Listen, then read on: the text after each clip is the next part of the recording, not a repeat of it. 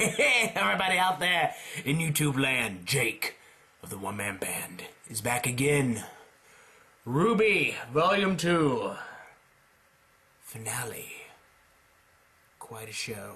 Alrighty, so this had a lot of stuff going on, as would any good ending episode to a volume, season, whatever you want to discern this as it is. They go by volumes in RWBY, seasons, and other anime and such. So the ending one has to be big, has to be conclusive to a point, and needs to be exciting, of course. Alrighty, so first off, what do we see? We see that Team Juniper has not left Beacon Academy yet, which is an advantage for our heroines who are now quite in the situation, because since they're easily able to jump on their airship and go straight to Vale to help out with the battle.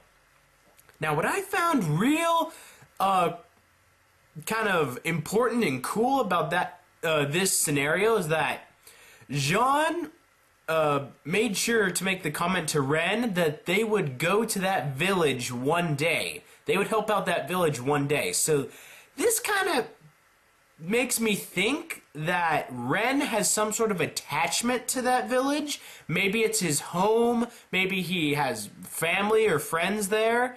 So it's probably definitely something we're gonna have to look out for in the future, or it could have just been a nothing. But I refuse to accept that! We also find out that the plan, this was all part of Cinder's plan, it's kicked off a few days too early, this part of the plan. So obviously, Team RWBY did do some good by springing Torchwick into going into action. So the plan is off kilter, which means that Cinder and friends will have to go back to the drawing board and come up with not an entirely new plan, but they'll have to give their old plan some pretty powerful renovation, I think. Then we have Team RWBY. They're fighting off the Grim Creatures, doing a pretty alright job. But we soon see that things aren't going all so well due to the fact that there's a lot of them. There's Ursa, Beowulfs, that new variant that we saw, King Taijutsu's, Deathstalkers, Nevermores. They're all coming in from everywhere. But Team Juniper arrives. They're kicking butt. Jean's training has been doing him some good. He's able to just take out an Ursa super quick. It doesn't even get a shot out at him. And Sun and Neptune arrive. No Scarlet and Sage, though. I don't get it. Why not? More importantly, though, we see Cinder, Emerald, and Mercury arrive at the battlefield, and they start taking out the Grim Creatures. So they're still keeping up their disguise as students at Beacon Academy there for the Vinyl Festival. They start taking out Grims. We get to see Emerald's weapons finally in action. Dual auto pistol dealies that turn into scythes, which also have a form of chain flail function on them. Real dynamic, really cool. I would like to see more of this weapon in the future, and I just think in this episode, in this volume really, Emerald's weapons weren't really given that much justice. Most importantly though, Team Coffee! We see them in action! It periodically shows us the members of Team Coffee, their strengths and their weapons. We start off with Yatsuhishi. My boy. Big guy. Awesome. He's got the giant single-bladed... I'm not sure how to name that sword. It seems like it should have a specific name, but it's single-bladed, and it's like a broadsword. So I guess the best comparison I can make is the Buster Sword, which I said earlier. Unfortunately, my thoughts about him being blind seem to have been shot down. He did seem to have perfectly good eyesight during this battle. But that doesn't mean that he may have a few other tricks up his sleeve. With just one swipe at the ground, he's able to make a giant explosion. So, obviously, that's either part of his semblance, which I don't think it is, or his weapon is infused with dust. And due to the orange-reddish hue of his weapon, it's probably burn dust. Next, we see Velvet and Fox take on the creatures of Grimm in melee combat. We see that Velvet is a real adept martial artist. She's able to fend them off with high kicks and jumping kicks. She seems to use her legs more than her fists and arms. On the other hand, Fox used his weapons, I don't remember what they're called, the backwards blades. You guys know, you guys are smarter than me. And he has super speed, he's very fast, able to hit Ursa a lot. A real interesting fact, when it showed his eyes, it looked like he had no pupils. So does this mean that Fox is the one who is blind instead of Yatsuhishi? I'm gonna be going into this. Sleeper Ripture's already thrown a few ideas at me, so gonna be researching it.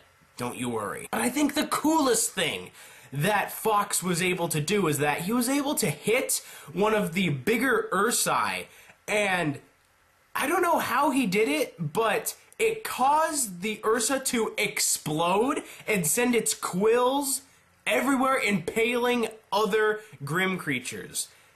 Is this his semblance? Maybe. Maybe his semblance is some sort of energy transference power where he was able to transfer friction into the Ursa's body, causing it to explode? I mean, I don't know. It's good enough for me. What do you guys think? What do you think that was all about? I'd like to hear your guys' thoughts. And finally, we got to see Coco in action. She's a badass, man. So, she takes on Ursa without blinking an eye, no fear, nothing.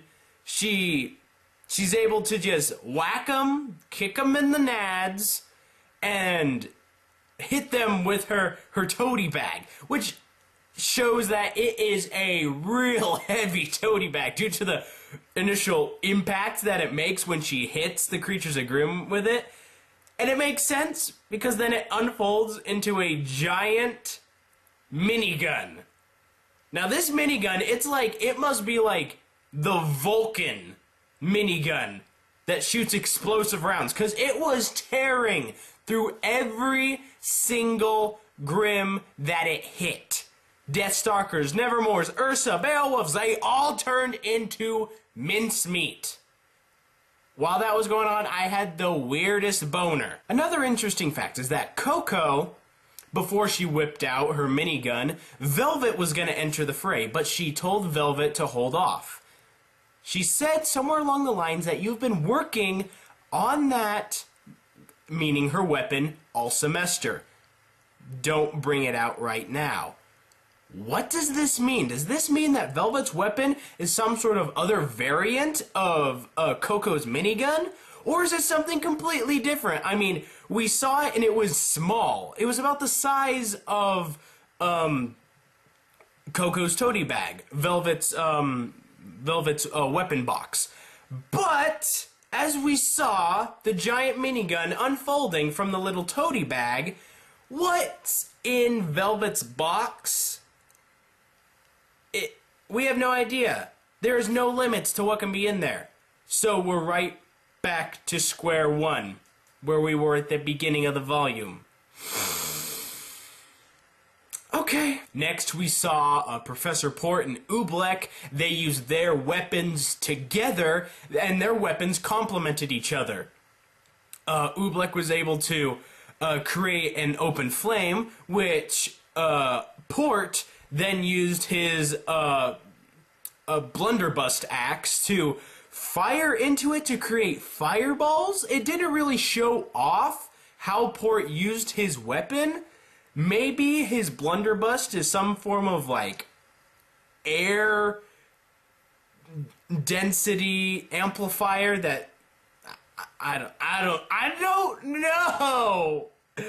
I mean, what they did is they just showed off all this really cool stuff really fast, and they didn't really explain it, which I didn't really like. But I think it's hilarious how Good Witch just comes into the fray. She ain't happy or anything. She's just, like, whenever Grimm get in her way, she just easily bats them away.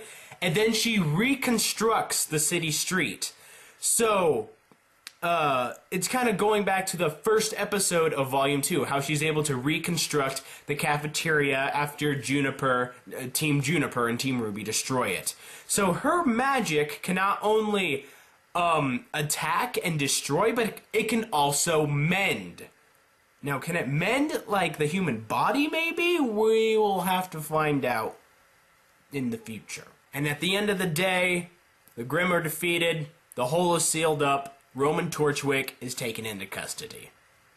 Score 1 for the good guys. And then when it has Team RWBY sitting out there looking over the city of Vale at the sunset, they make a reference to the tournament coming up, which I am happy for, because I honestly thought that the tournament already happened off screen and it just wasn't shown. So I was a little bit disappointed, but now the tournament is in the future, so that's probably what Volume 3 is gonna be about, I'm hoping, because I want to see like RWBY versus some other student go at it. I want to see not just the baddies fighting the heroes or the Grimm fighting the heroes. I want to see like the heroes fighting each other.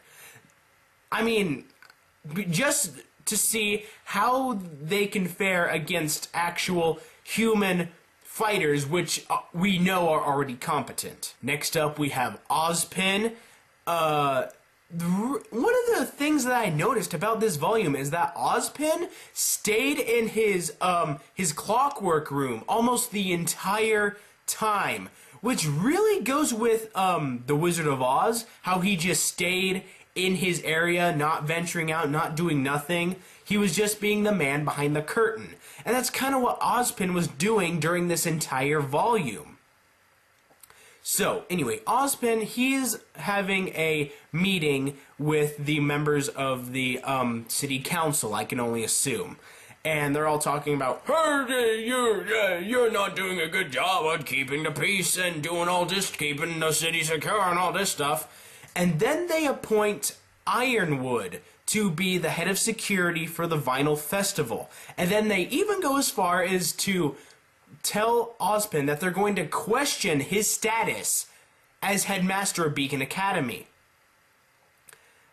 Due to Ironwood's reports that he gave to the council about Ozpin.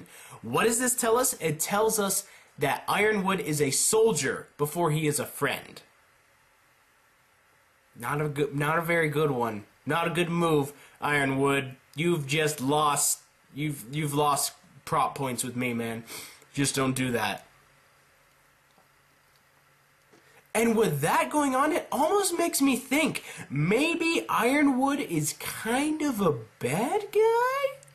I mean, I can kind of see it. He's working his way through. He's going to get Ozpin out of the picture. He's going to be the knight in shining armor. And then he's just going to come on in, make a coup d'etat, and blah, blah, blah. Stuff going on. Also, on the subject of Ironwood, he has Torchwick in his personal custody. So, not only is Torchwick on a military aircraft, so he's probably in a more secure area, but while he was in custody and Ironwood was talking to him, Torchwick wouldn't sell out his associates, which I can respect. I mean, he obviously knows something Ironwood doesn't and isn't ready to play that whole, well, I got these other guys over there. He's not ready to play the card that might get him out of jail, which makes me really think, is Torchwick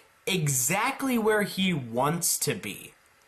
because he kind of had that ending smirk when Ironwood was walking away. So I believe that Torchwick is exactly where he wants to be. And this may have not all been part of the plan, but he's going to make it a new plan. And let's not forget that even though a lot of the White Fang down in the tunnels were either killed or taken into custody or even got away, Neo did get away. Neo will probably come back around and maybe be responsible for breaking Torchwick out of the military airship. We're going to have to watch out for that, because as we have seen, Neo is a very competent fighter and maybe even a little bit crazy. And then at the very end, right before the credits, who do we see coming up? Because Torchwick's out of the picture.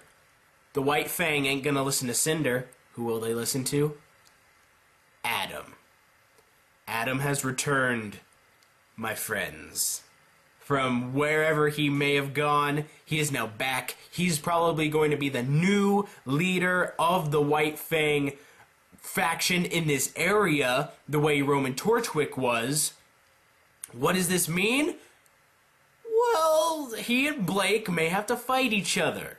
It's going to really stretch where the loyalties are going to be in Volume 3. And then let's not forget, after the credits, you guys better have stayed after the credits. After the credits, we see Yang walking out into the courtyard of the school where she meets up with the Crimson Crow Knights, which actually her name is revealed to be Raven.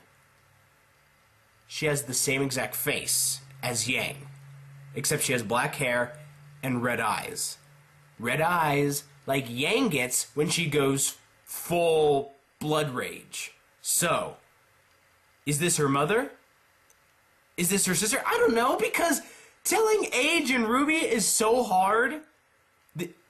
What we can only assume is that it is her mother, just because it would make more sense. Just because we don't know. Oh, well,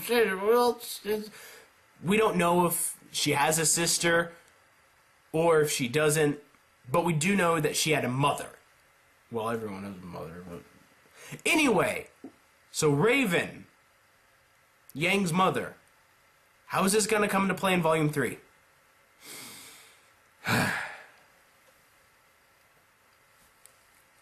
Alright guys, to be honest about this whole thing, the ending episode of Volume 2, I almost want to say it was a bit of a letdown. Once again, things moved very, very fast. It almost seemed that they wanted to do more, the production team wanted to do more, but they were kind of a little confined on time, so they kind of had to all wrap it up super quick. But I mean, a lot of things were like just rushed. A lot of things weren't really explained. We were left with a lot of unanswered questions that popped up during the volume, like, well, what's the whole point of Penny being a robot? What's the whole the Black Queen chess piece thing in the Transient Tower mean? I mean, I don't know, it's just me. I think that they left us with a lot of unanswered questions and just piled on more questions without really giving us all that too many answers, if you will. But that don't mean that this volume wasn't freaking amazing. I love this volume. I love RWBY in general. It's just a really awesome show to watch, an awesome show to review, an awesome show to build upon. I mean, I just think RWBY is one of those shows that people can just get engrossed in and just make it their own, if they will. So guys, this is the final episodic review of Volume 2. What's going to be coming out in the future? Well, there's going to be a feedback video or two. There's going to be OC videos, but for the time being, I may be taking a little break from the whole RWBY video, just week by week RWBY video thing that I've been doing, just so I can work on some other projects. But don't you worry, because through the off season, I'll be giving you guys more and more RWBY stuff. I'm going to come up with a plan, give you guys that plan later when I actually have it. So anyway, like and favorite if you've enjoyed. Subscribe, of course. Leave all your comments and theories down below. I probably missed a whole bunch of stuff during this volume, a lot of stuff during this ending episode. You guys probably have a lot of cool ideas to get out there in the river of RWBY theories and ideas, so leave them in the comments below. I'll see you guys next time I'm out there in YouTube land. I'll see you then. Bye!